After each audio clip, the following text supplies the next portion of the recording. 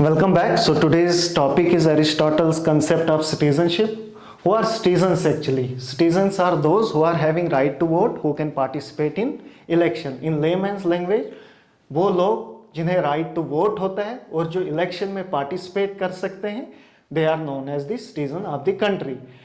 तो अरिस्टोटल के नज़दीक citizen कौन थे? पहले हमें यह समझना पड़ेगा कि अरिस्टोटल के नज़दीक नॉन सिटीजन्स कौन थे.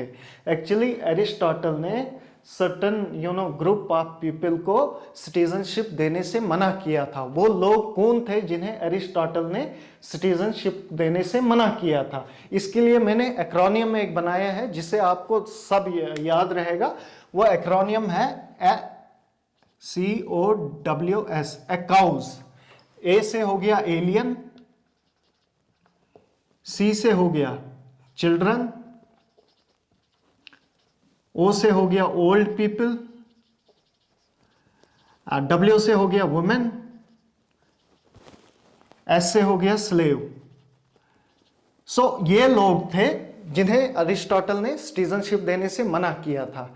क्यों मना किया था? एक्चुअली अरिस्टोटल कहता था कि citizen should be those, his concept of citizenship is offshoot of his concept of direct democracy. इसके नज़दीक सिटीजन्स वो होते हैं जो एक्टिव होंगे, जो पार्टिसिपेटिव होंगे, जो लिथार्जिक नहीं होंगे, जो जुडिशल फंक्शन में काम कर पाएंगे, जो लॉ मेकिंग में डायरेक्टली काम कर पाएंगे, जो वहां पहुंच पाएंगे, जिन्हें फुर्सत होगी, जिन लोगों के पास टाइम होगा. सो उन्हीं को सिटीजनशिप देनी चाहिए. जो लोग एपैथेटिक होंगे, जो लोग डिटैच्ड होंगे, जिनके पास टाइम नहीं होगा, जिनके पास लेजर टाइम नहीं होगा, जिनके पास प्राइवेट प्रॉपर्टी नहीं होगी, उनको सिटीजनशिप देने से इसने मना किया था. क्यों किया था? क्योंकि ये कहता था कि citizenship to be granted only to those people who are fully participative active, जिनके पास टाइम है, जो अपना टाइम लॉ मेकिंग में इन्वेस्ट कर सकते हैं, जो अपना टाइम जुडिशियल प्रोसेस में इन्वेस्ट कर सकते हैं, उन्हीं को सिटीजनशिप दी जानी चाहिए.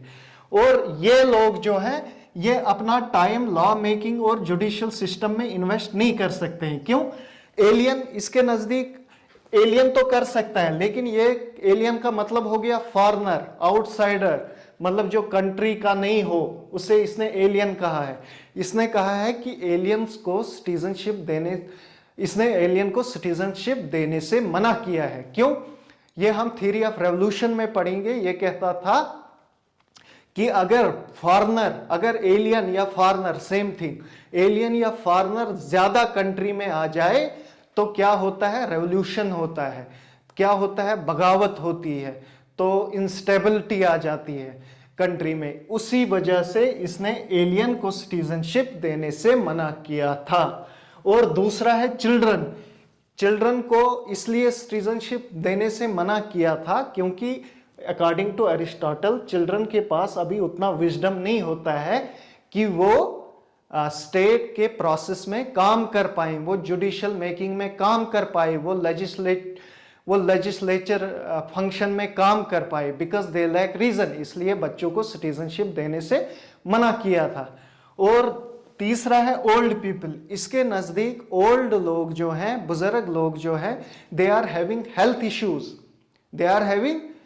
Issues, so they can never be participative, they can never be active. जिस दिन असेंबली लगेगी, हो सकता है ओल्ड पीपल उसी दिन बीमार हो गए तो असेंबली का लॉस हो जाएगा.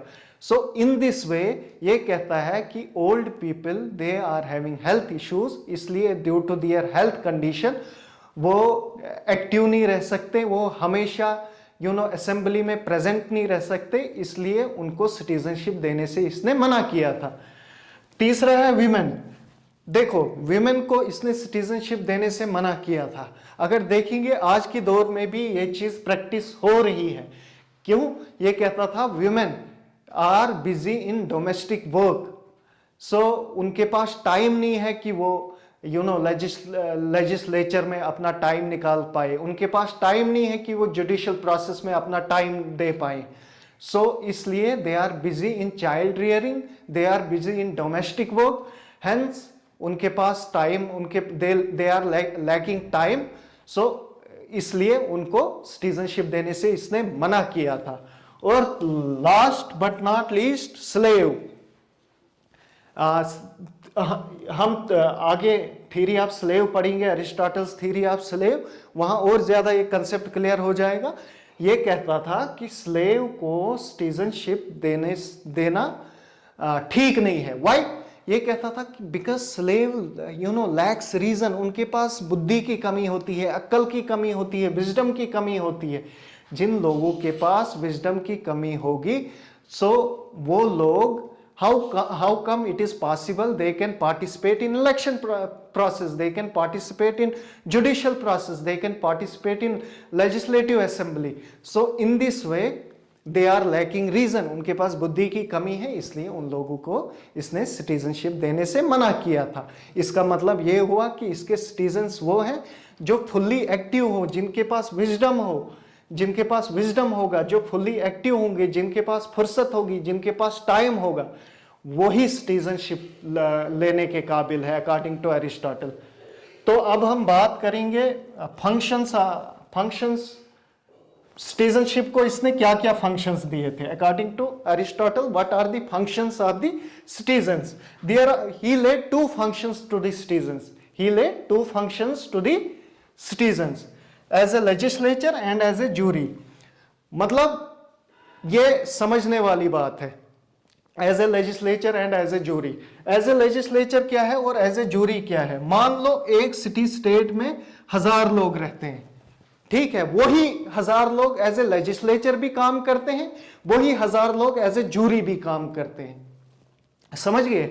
वही 1000 लोग लॉ भी बनाते हैं, वही 1000 लोग लॉ को इंटरप्रेट भी करते हैं कि लॉ सही तौर से, जैसे आज के दौर में सुप्रीम कोर्ट ऑफ इंडिया की एग्जांपल ले लो। सो यही 1000 लोग सुप्रीम कोर्ट ऑफ इंडिया भी हैं, यही 1000 लोग पार्लियामेंट ऑफ इंडिया भी हैं। जबकि इंडिया में क्या है, पार्लियामेंट ऑफ इंडिया में अलग मतलब इलेक्टेड मेंबर्स होते हैं और जुडिशरी में अलग लोग होते हैं जो जुडिशियल प्रोसेस से बने होते हैं। लेकिन इसके सिटीजन्स क्या है? वो बोथ लॉ मेकर्स भी है और वो जुडिशियल प्रोसेस में भी काम करते हैं, बोथ कोर्ट का काम भी करते हैं और लॉ मेकिंग का काम भी करते हैं।